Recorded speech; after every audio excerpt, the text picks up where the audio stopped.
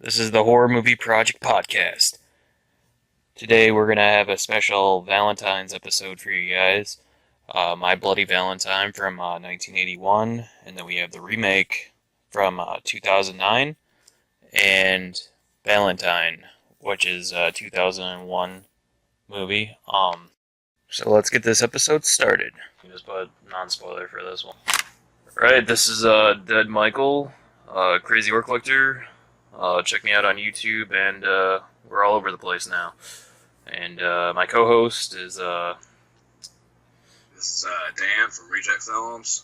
Be sure to check me out on YouTube as well, and follow me on Instagram. Both the same name, Reject Filmz for both. And we're gonna start with Valentine then. 2001. Get away from me!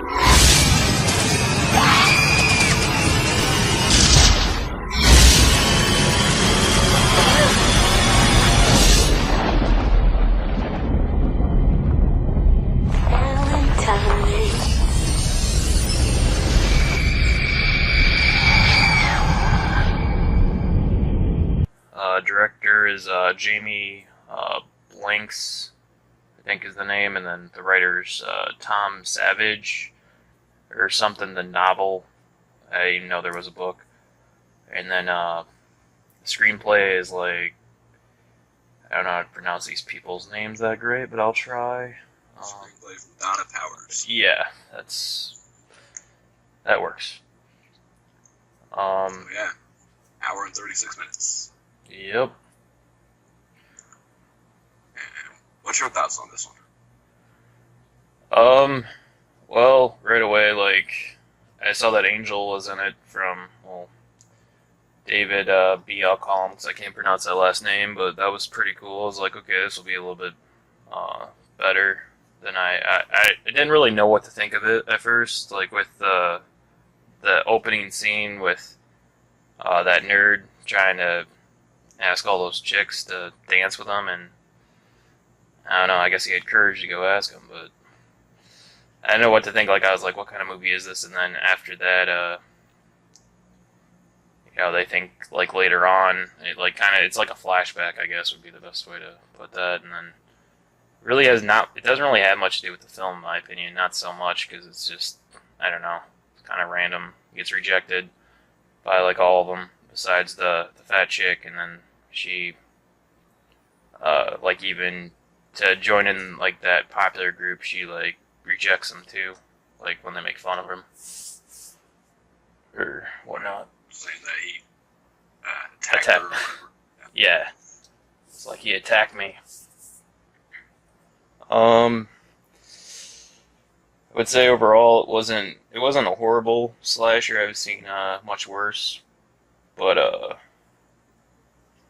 I don't know, some of the actors in it, like, I'd say acting wise, I didn't really like that artist guy, Max something. I didn't think his acting was that good in it.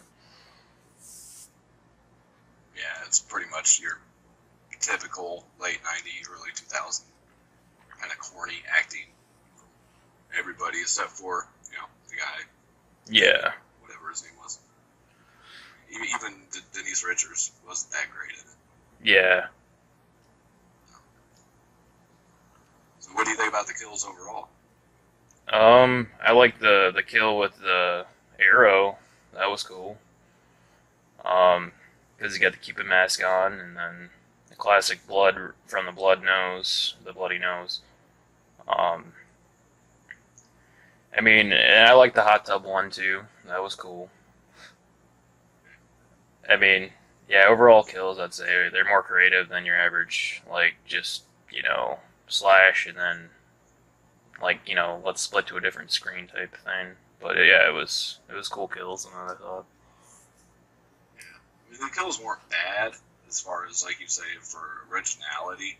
Just could have used a little bit more gore. I mean, it kind of cuts away and Yeah. doesn't show anything. For a movie called, Valentine, supposed to be horror, you expect gore. I mean, but it was definitely a lot more Hollywood than should have been. Yeah. Yeah, it kind of reminded me, like, in that time period, it's kind of like the Scream films a little bit, but not, like, they're all kind of coming out like that, where it's, you got that lineup even with the cover, I mean, of the movie. Yeah, Scream, and I know he did Last Summer and all that kind of thing. Yep. At the same time. Yeah, all had that same kind of feel to it.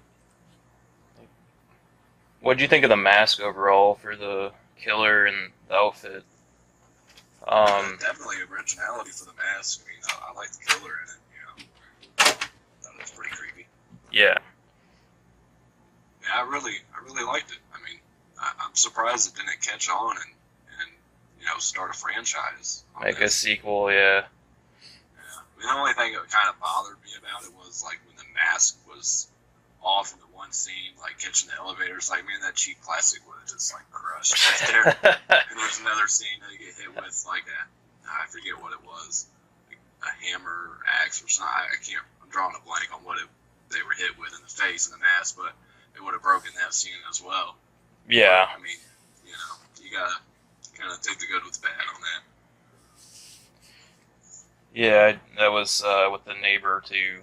Like, I don't know. He really had nothing. It was weird that he just got killed off because like he was in the movie for like 5 seconds, and they're like, "Oh, it's my creepy neighbor," and then had a good kill scene though. That was the one with the hot iron. Yeah, with the iron, and then just beating the crap out of him with it afterwards. Yeah. Yeah, I enjoyed the hot tub scene as well. I thought it was going to go the other way with that. That she was going to get trapped in there, and the killer was going to crank it up to like extreme heat or something. But so it kind of threw me off. Taking the power tool instead. Yeah. Yeah, that was cool. And I thought it was funny with her too, because that party, she hooks up with the people they met at the 30-second dating or whatever. And I don't know, it's just funny. She invites that guy, the one that originally went after the other girl that was with Angel, which was, I don't know, it was just funny because he like, I got something to show you, and he goes upstairs with her, and then she like ties him up. Yep. Well, he asked her to, wax it. So. She put wax on it, yeah. Yeah, I could feel his pain. It was pretty harsh. Yeah. I mean, she was the only one that was really kind of deserving to die. I mean, she was a bitch anyways. Yeah. Yeah, she was. I'll say, too, I mean, the one thing I really loved about this movie is the score and the music to it was really good, especially, like, the opening.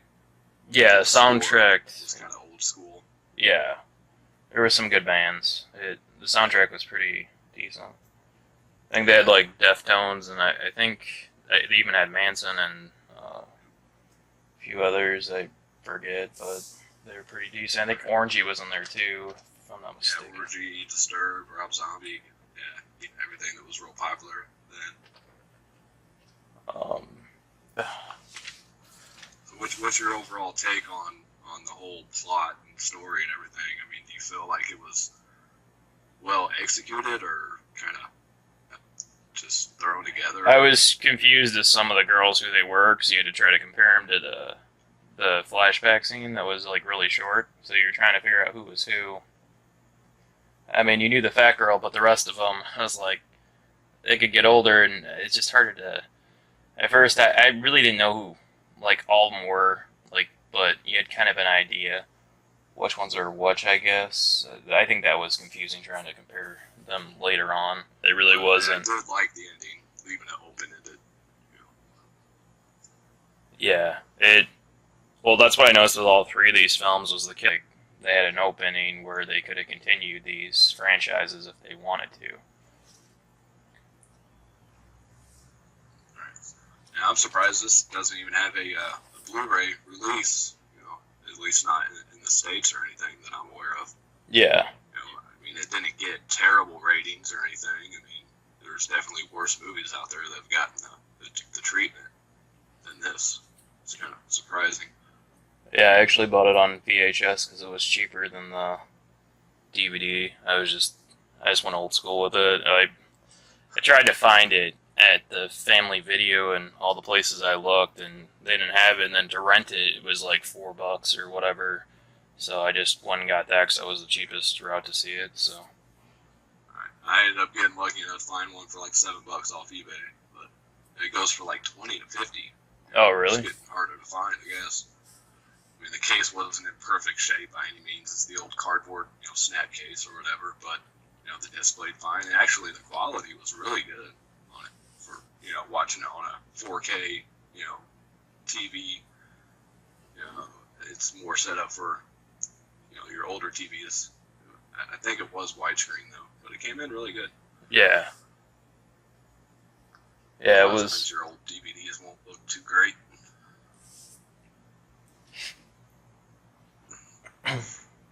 Yeah, so I mean, there isn't, I guess, a whole lot to say about it. Just slasher, people getting knocked off left and right. Did you get a kill count on this one? Yeah, I tried, and then I kind of failed at it. I thought I wrote a number, but I guess I didn't.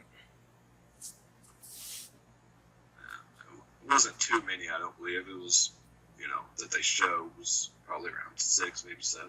Yeah, that sounds about right. I wrote down the more memorable ones, but Yeah. just a couple. Well, I mean, there's even, like, some of them, the kills you don't even really get to see. Like, that one with, like, the maid, that was pretty quick, and, I mean, Right. you didn't even Just see kinda anything. found it. Yeah, so, I don't even know if you'd count some of those. Alright, well, besides the angel actor, I think there was some more actors I just don't remember. Yeah, Katherine Heigl in there, one of her earlier roles. Okay, yeah. I thought there was a couple of faces that looked familiar. Yeah, so their budget too, I think overall it was like something they spent it was like 10 million, and they ended up grossing like 20,300,000 or something. Yeah, something like that. So yeah, So they definitely at least doubled their profit. So, I mean, there was really no reason to not continue with it. yeah. Yeah, that's what was kind of weird about it. Just kind of one of those movies I didn't even know really existed until you mentioned it to me, actually. I had no clue. But yeah, for IMDb, for rating, it got 4.7 out of 10. Rotten Tomatoes, it got an 8%, and then the audience gave it a 33. Do you want to jump to ratings then? 'Cause Yeah, I'm right there with IMDb. I mean, probably about a 5 out of 10.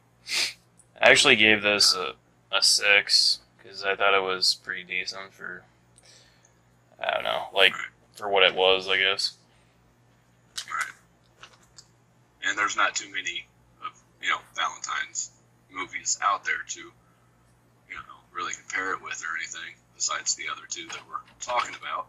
Yeah. But, so at least it made a staple in that, kind of subgenre. I believe that's it for Valentine. Gave it a 6 out of 10. I'm right about a 5 out of 10. I can live with it or without it. Alright. Alright, let's go to the first My Bloody Valentine from 1981. In the town of Valentine Bluffs, there are many ways to die.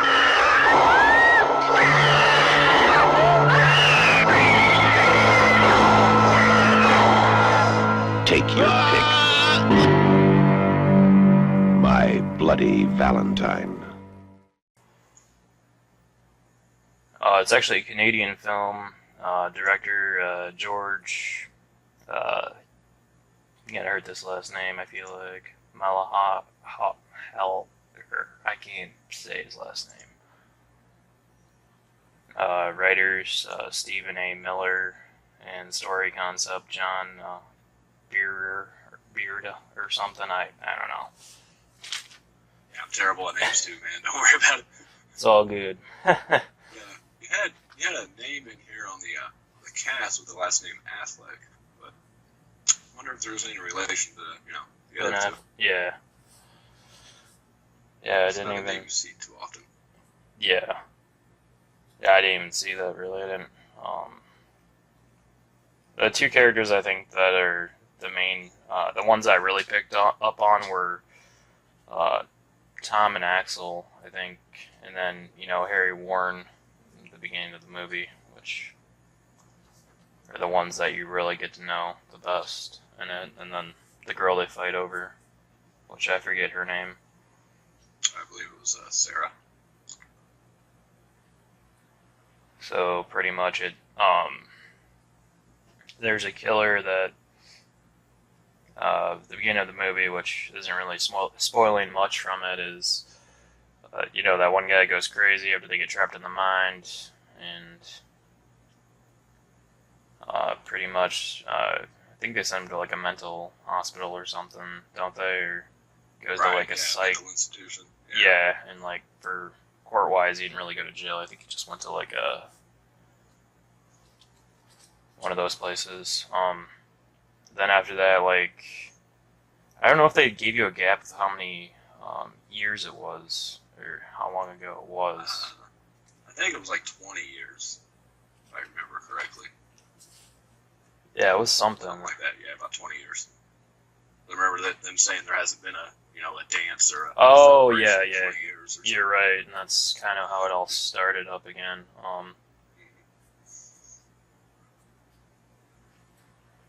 Yeah, I mean, it's pretty much. They talk about having the dance again and stuff like that. That the murders took place 20 years ago in that kind of festivity, and they were warned by Harry Warden not to ever do that again, or there'll be consequences. And, they feel like enough time has passed, and nothing's going to happen. And as soon as they start getting the festivities ready and stuff, they start getting. The mayor, I think, gets a box with the heart in it. Yeah. And it starts it all back up again. Pretty much. It all starts from that, like, one Valentine. And then shortly after that, that one other older lady gets killed off. Like in the dryer area, like the clothes washing place. Right. And she gets a Valentine too, and then it's pretty quick after that.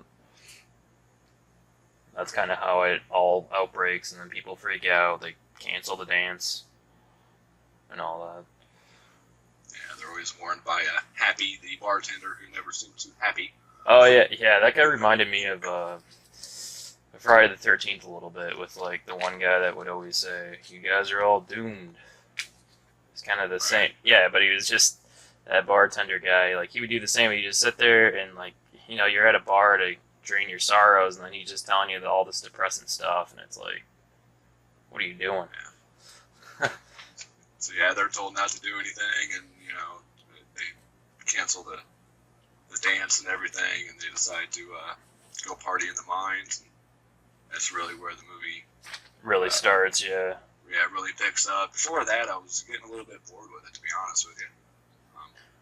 Yeah, it's just kind of like I don't know, and not high school drama, but like just kind of drama with those two guys back and forth, the bickering, and then they're kind of in the same hangout with the same friends. So, and the one guy left for a little while, and they came back, and that's kind of how it all started, because she ended up dating Axel.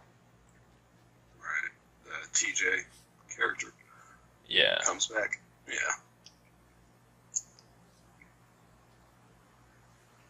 And, yeah, pretty much, I don't know, just fighting over that girl most of the movie, and then gets more, the other minors and stuff that are there, like, they start to get picked off and whatnot. You're still trying. This was my first time viewing this one, I had never seen the original. So for me, watching it the first time, it was kind of not as great as I expected. Oh. You know, I know it has its following, and I'm sure if I would have seen it when I was younger, and you know, I would have been more into it. But yeah, for me, it really didn't pick up till that, you know, when they all go to the mine. Did you see the remake before this one, or? Yeah. Yeah, I did too, actually. You know, I took note of some of the kills here that stood out. Was, you know, the opening was pretty good. You know, they're down there in the mine, the Harry Warden character and the chick, and you know, right from the start you get the pickaxe through the back of her coming out the front. Yeah, You know, that was pretty cool. and then there wasn't really much after that for a while though. Yeah, I mean, the kills like in between that wasn't like anything super. I guess something you wouldn't stand out to you. It's like the beginning of the movie to the end of the movie are really the kills you really start to. It really starts to pick up, I guess, because in between it's just the town freaking out. And let us make note too that this was another 81, you know, slasher, the year of all of the slashers. Yep. Definitely a lot of films to compete with back then. So for it to still, you know, hold up and be as popular as it is today is pretty amazing though. What do you think of the acting in it? Your typical 80s acting. I mean, Yeah. I knew what I was getting into. You know, your 80s horror flick. I didn't expect any Oscar nominated acting. I do like the acting from the sheriff or I'm not exactly sure what his title was, but the main cop in it was probably the best actor, I felt. Yeah. Yeah, he was pretty good. Huh. The TJ was I don't know, like it was funny when Axel and him starred and stuff. Kind of like he sounded kind of like the way he talks sometimes. He's kind of funny, kind of cracks you up. Like I don't know, but then again, he was kind of. I don't know what they were going for. If he was supposed to be Irish or what. Like he had kind of that. I don't know. Right. Yeah, Some weird I accent. know what you're saying. He kind of had accent at times, and then other times he didn't have an accent. Yeah, It it was weird. Yeah. I definitely noticed that as well. And I was in disbelief kind of with that fat guy, with that one girl. I was like, I just don't, I, Yep. I didn't, definitely agree. That's what I told my wife. She was watching it with me, and you know, I'm like, wow, one of the better looking chicks in the movie is with him. Like, there's no way, yeah. But hey, it's all about personality, man. Yep. And then you had I forget his name, but the one cracking all the jokes all the time. You know, man, what was his name? Yeah, the goofy guy with the straw in his nose and all Yeah. that. Yeah. Yeah, he definitely had the best, I'll say, after kill scene in the movie when they're trying to escape the mine. Yeah. That was pretty graphic. Um, He had a lot of the axe and, you know, from the bottom of the throat and out the eye. And, you Yep. know, majority of the kills are the axe through the throat. Yep. Seemed to be the theme. They all get kind of stuck in the mine towards the end, and it kind of all just, I don't know, like, people start to get picked off, and you start to really figure out who it is. Like, you're kind of still confused, though. You're not sure who it is for a little while, and then the mask obviously gets ripped off. And I would say it's another one of those instances where, you know, they're told that this is going on, but they're out doing stuff anyways, but they're actually told by the sheriff that, you know, the Maybell lady had a heart attack, and, you know, they don't feel it was right to have this still, so they weren't told that the killer was on the loose until it was too late. Yeah.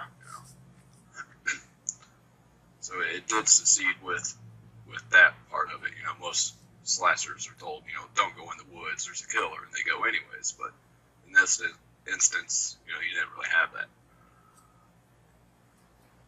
Yep. And then, You know, and going back to, you mentioned this film is a Canadian film, and it was shot there in a real mine that had just recently shut down. So you definitely felt like it was real when they were in this mine. yeah, it wasn't like Hollywood cutouts of a mine or anything. Right. But one thing that kind of threw me off, though, and I believe it does in both of these, the remake as well, which I know we're not to yet, but you know, they always kind of touch on the methane gas that's down there and having to be careful with the lighting and everything. But yet, I believe this one had gunshots in the mine, if I'm not mistaken. It seemed like that would trigger kind of something with the methane. Yeah, you'd think. But, yeah, so some of this just didn't make sense, but it's your typical, like, for that time period, you know. I guess, it is what it is. So, overall thoughts on this one for you? I don't actually. I liked it. I mean, just because we don't have a whole lot of Valentine movies, and it was cool with the pickaxe. I mean, you didn't really see that. I don't know. For rating wise, I'll give you what IMDb gave it. It gave it a 6.2 out of 10, and then Rotten Tomatoes gave it a 50, and then the audience gave it 52. I gave this one I enjoyed it a lot. I don't know, I gave it an 8 for Wow. yeah. I'm probably just below you. I'm at about a 7 on this one. Yeah, just for creativity. I mean, it was definitely the first of its kind in that, you know, Valentine aspect. Yeah. And, I try to give these older films, like I've mentioned in the past, you know, a rating based on when it came out, not by today's standards. And I know they put a lot of work into this film, and they had a very short time frame to get this done. I think they only had like 6 months to do this movie or something. Yeah. And yeah, so to pull that off that quick and to do it all on location and everything is pretty amazing, even by today's standards. Yeah, I'm not sure. Did I read the budget off of this one, or I don't think I did. Yeah, it's estimated of 2,300,000, and then they grossed like 5,000,000, like 600 or something. I don't know. So that was, it was 2 million Canadian. Yeah. 5 million US gross. Oh, gotcha. So, yeah. Yeah, it didn't seem like it made a whole lot. Yeah. That's probably Especially why. doing that transfer. Yep. All right, let's compare this one to the remake in 2009, My Bloody Valentine. This January, prepare to witness. What do you want? The most frightening 3D motion picture event to tear through the screen.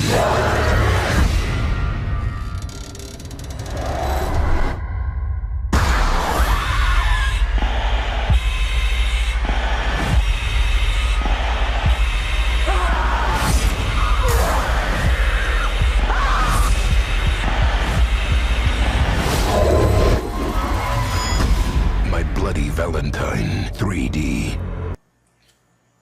This one obviously stars Dean Winchester from Supernatural. Everyone knows him from. He's supposed to play Tom,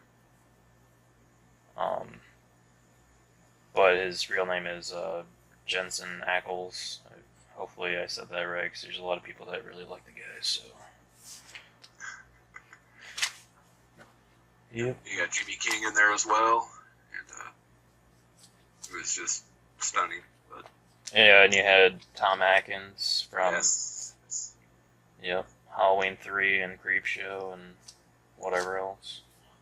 Yeah, which I'd seen this a few times before rewatching it, and I completely forgot he was in it. Did you watch the 3D version or the 2D version? I've never seen the 3D version.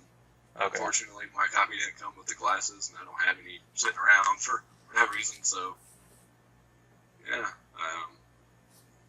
Oh, just real quick, going back to the original, I did watch the extended cut, so I don't know if that was any different or not. So the unrated extended version. Yeah.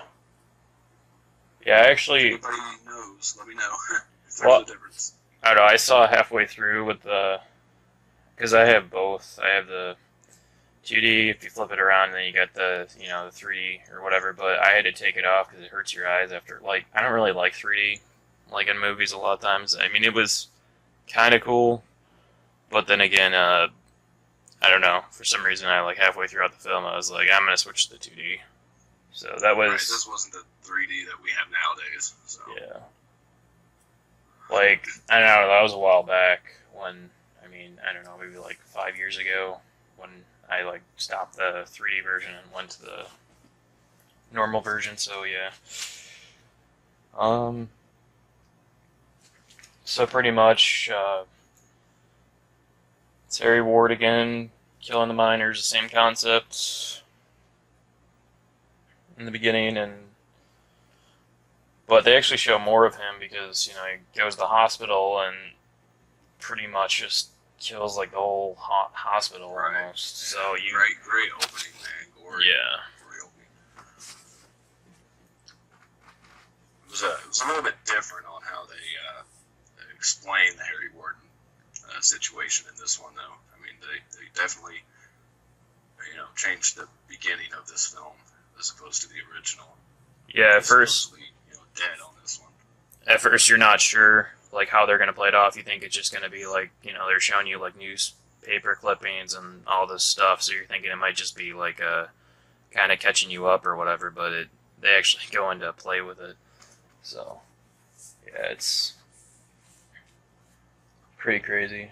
And then it even starts out with, the rest of them, Tom and Axel and all of them, like, in the mine, and then Harry Ward's riding around the mine, like, because that's the local hangout back then. And then pretty much, I think the cops come in and chase him in the mine or something later. Right. And then 10 years later, pretty much the movie starts up where Tom comes back. And, like, Axel's the sheriff now, and then he's, it pretty much starts off where I don't know, he's, baiting that one, chick, the store Megan. Yeah, I didn't really like her acting too much out of all the actors. I feel like she was kind of, I don't know, like, when she was, like, running from the killer later, you're just like, what? I don't know. Really like Tom and Axel's acting in this, though. I mean, Yeah. both of them guys did a great job. Yeah, bouncing off of each Axel other. has that kind of sleazebag feel to him anyways, even before you know what's going on. Yep. Well, then his wife pretty much knows about the affair but doesn't say anything, which is pretty great. You'd think she would, but not till, like, later on, I guess. Right. I guess, when you're in a small town like that, there's not much to pick from, so you just kind of hold on to what you got. Yeah. But then she's like, she still kind of has some feelings towards Tom, but she's, like, she's doesn't know, like, if she should feel that way or whatever. Because I mean, she right after she talks to him, she like grabs that photo, and then she's like, "What would my life be like?" Kind of if she stayed with him. I do appreciate them keeping the same names, at least I know with those three, you know, Tom, Sarah, and Axel. Yeah. And, you know, love triangle there. I think all the other things were different, but you know, at least they were respectful enough to do that. You know, it was more of a homage to the first film to me than a remake. You know, I mean, Yeah. they definitely kept the name and the basic story of it, but they didn't try to follow it like shot for shot like they did with you know, Happy Remake or something. Yeah, actually, I haven't seen that one, but I haven't either, but from what I hear, it's a shot-for-shot remake, which is, if you're going to remake something, try to improve but your it, own. make your own. Right? Yeah, make your own like twist or your own version, which was kind of cool because they switched the killers in this one from like the other one. If like when you find out who the killer is in the other one, it's the complete opposite of this one. Right. So So as far as the rest of the kills in here, definitely a very, very graphic film. yeah, You know, and it was shot, you know, to be in 3D, which you can tell with a lot of the scenes. You know, so they went more for the wow effect than your standard film would have. But you know, you had definitely, you know, kept with the same one as the first. You know, a lot of axes from the throat out the eye again. You know, stuff like that. But and they did pay homage to the kill scene with the dryer in this one as well. Just not the same person, but yeah, same kind of scene. yep. Some of those kills were repeated, but in like different ways, which was it kind of had its own movie feel because it's kind of its own version. So yeah.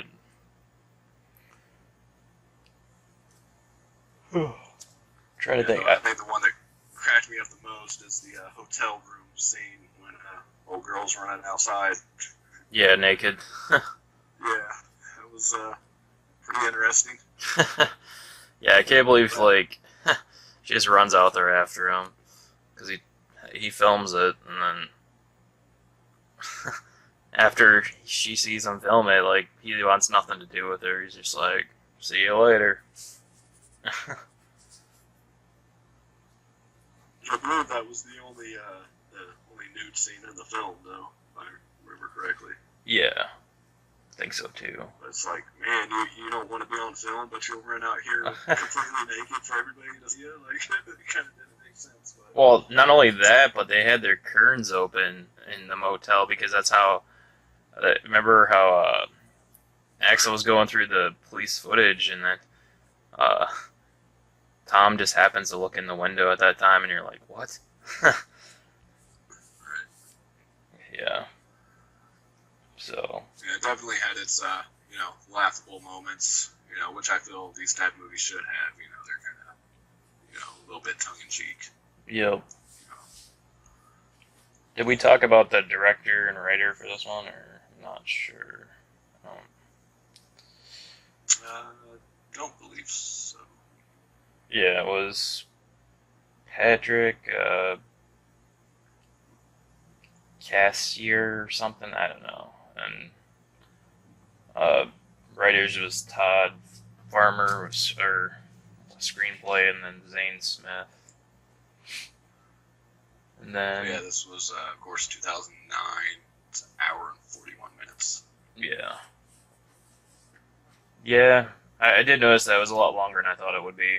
Like, because, I don't know, I remember I had to go to work, so I had to pause and then come back and watch it again, because I thought it was going to be done soon, but it was a lot longer than I thought it was. Like, it's not super long, but right when stuff starts to happen, you assume it starts to, like, really, I don't know, like, fast-paced, killing like crazy type thing. You're like, oh, it's gonna be done here, but then you're like, wow, there's a lot more people that it happens for some time. So. Yeah, I was kind of the same way. This was the last of the 3 that I watched. I'm like, oh man, it's still going. Like, Yep. didn't expect it to be that long, but it was entertaining. The majority of the time, though, I was never really bored with it. Yeah. So it looks like it cost $15 million to make and grossed at 51, so it did pretty good. Yeah. Yeah, it did for sure. I think part of that was it was kind of a 3D craze at that time as well. And not just, yeah, and then you had, I mean, you had the guy from Supernatural, so I think that definitely helped it. I'm not too familiar with that show, so I don't know how big it was at that time. Yeah. Yeah, he definitely had some good actors in there, though. Yeah. Actresses as well, with Jamie King. So, let's go to the ratings then. IMDb gave it a 5.5 out of 10, which is pretty low, I feel like. But I mean, it's IMDb, Same with, Rotten Tomatoes gave it a 57, and then a 44 with the audience. And I gave it a 7.5 actually. Like, I mean, it's almost right up there with the original. Like, I feel like they're both pretty good films. I mean, I'd definitely buy both if you don't already have them. I think they're both good movies to own. If you want to pick, like a different version each year, be the way to do it. Right. I'm gonna stick with the 7 on this one as well. I felt like it was overall a good, entertaining movie with plenty of gore, but they could have tried just a little bit harder. Yeah. Like I said, it was kind of definitely more of a money grab than it was for the love of it, I felt. But, at the same time, they were respectful to the original. Yep. I mean, didn't you gave both of them a 7, didn't you? Right. Yeah. Right. So I mean, and I'm like 5 off from what the original is. So I mean, I would just tell people, they're both about almost equal here. If you're gonna pick one to watch, I mean, pop one in for 1 year and then do it again next year. Pick either. Doesn't really matter. Both pretty good films. Right. Which, if I had to pick one to watch, it would definitely be the remake, just for entertainment value. Yeah. As opposed to the original, but definitely have more respect for the original. Yeah. Like we said, there's only really these 3 and maybe a couple more, for Valentine's related to that. Right. So it's, you gotta kind of. I'm trying to think if there's any more or not. I'm sure there is, but yeah. Again, this one was shot on location in a real mine as well. I believe this one was somewhere in Pennsylvania, if I remember correctly. I'm not 100% on that, but they worked with crew members that have been doing this stuff for 20, 30 years, and they all said this is the hardest movie that they've ever had to shoot. Dealing with those elements, even with today's technology and everything, it was still just as hard for them to shoot this film as it was the original. Because you can't move walls, you can't. Yeah. You have to deal with what lighting you have. And, yeah, I like that it was original mines. It's not like cardboard cutouts of whatever, but I mean, it gave it more of a gritty feel, which really helped the film. Like, you're stranded in a mine with a psycho. I mean, that's awesome. You got like one way out. Yeah. There's yeah. back doors, there's nothing, and anything can come down at any time too. There's, I think in both films they show, swinging the pickaxe and stuff falling down, that's being supported, held up, so parts of it can collapse on you. So that's never a good thing either. Yeah. So overall, yeah, that's what I'd have to say is if, get both movies, watch one year, watch the other one next year. They're both almost equal. I mean, most people I'd say they are, or they like the newer one more. Who knows? I'm not sure with people because I haven't really had anyone besides you and me that I know that really watch both. I think a lot of people know of the newer one, but which we both watched the remake first. Yeah. So if we would have grown up with the original, I'm sure we'd pick that one. Yeah. So it all just depends on your history with these films. Exactly. And one thing I want to kind of touch on this one too was what you think about, towards the end that really stood out to me was when he's going through and smashing the lights out. Oh yeah, I thought about. Characters. Yeah, I was Man, about. That was cool. Yeah, that was one of the coolest scenes in the whole movie. Like, just the way he did it. Like the look in his eyes, and that was just awesome. Right. Which I think he was smashing the lights out in the original too, but I don't think it was as cool as that. Yeah, that scene like is just amazing. Right. So yeah. Overall, like you said, both really good films. Just a matter of preference. And, Yep. They definitely put a lot of hard work into both of them as far as location wise. Yeah. I mean, overall, the acting was a lot better in this one. Yeah. Definitely. Yeah, I did like the character of Tom.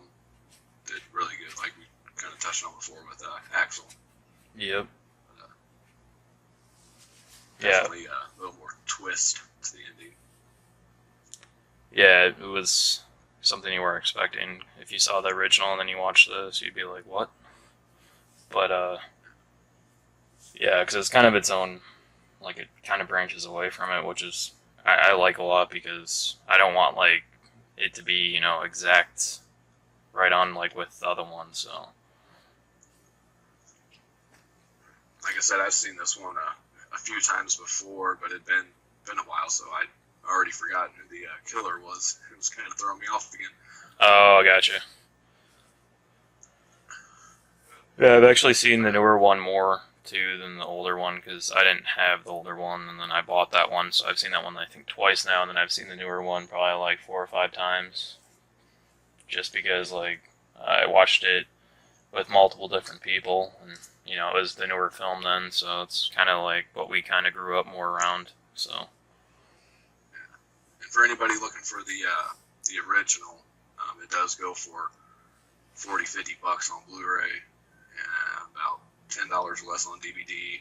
I was able to find one for $20 on Blu-ray. I got the DVD where you get My Bloody Valentine, then you get April Fool's Day with it. Like, it's the half DVD one for the original, so that was a lot cheaper. I don't think I spent, I don't know if it was under 10. I think it was actually almost under 10 because it had both features. So that's why I'd recommend people go for it, because I saw the crazy prices on those and I was like, I don't really care about extra stuff. I just want the film. So. Which I just bought this on the original on DVD for like $8 and then found the Blu-ray like a couple weeks later. So yeah.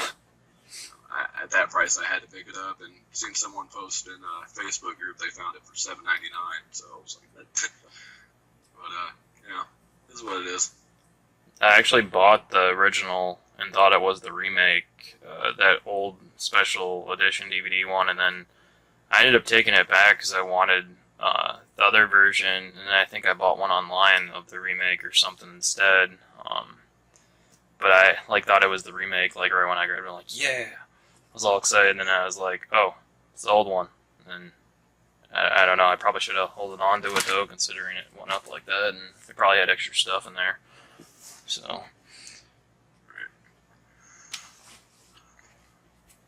I believe that is, that's a wrap. that is it for these three. Yeah, so happy Valentine's Day for coming up here, people. This is what you would want to watch with your lover or whoever you're with that day. Pop one of these in and be like, I don't know. hopefully they like horror movies. Which, fortunately enough, mine does. Yep, me too. So I believe next month we will be touching on the Leprechaun films. Yep, Is that correct? yep. For St. Haven't Patrick's seen Day. those in a long time. Yeah, it's been a while for me too.